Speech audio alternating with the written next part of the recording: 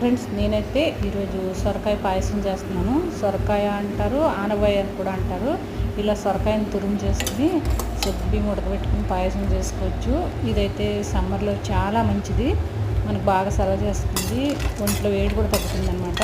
ఈరోజైతే మాకు చాలా లాంగ్ జర్నీ ఉంది, అందుకని చెప్పేసి ప్రయాణ వేడి తగ్గుతున్నా ఉంటుందని నేను ఈ సొరకాయ పాయసం అయితే చేస్తున్నాను.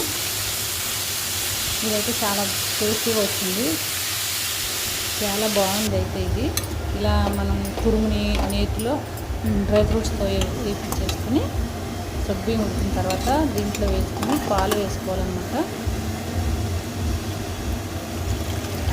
పాలు వేసుకుని దీంట్లో మనం వేయించిన తురుముని వేసేసుకుని కాసేపు ఉడకనిచ్చి దాంట్లో మనం బెల్లం కొంచెం ఎలకల పొడిని కలుపుకొని తీసుకుంటే సూపర్గా ఉంటుందన్నమాట. ఇదైతే మనకి బాగా సమ్మర్లో మంచి పాయసం అన్నమాట. ఇది ఖచ్చితంగా చేసుకోవాలి, సొరకాయ పాయసం.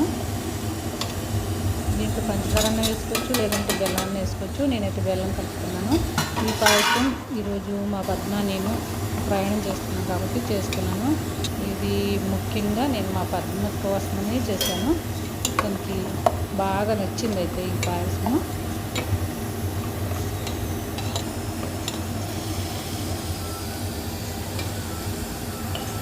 రెడీ అయిపోయింది పాయసం. ఇప్పుడు దీన్ని అయితే టేస్ట్ చూపించడానికి ఆడపడుచు దగ్గర తీసుకెళ్తున్నాను.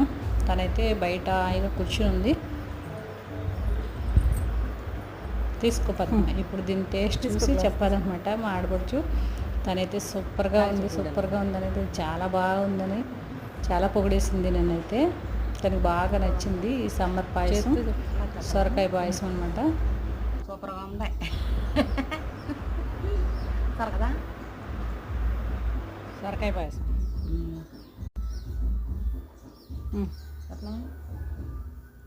వదిన ఛానల్ లైక్ చేయండి, షేర్ చేయండి, సబ్స్క్రైబ్ చేసుకోండి.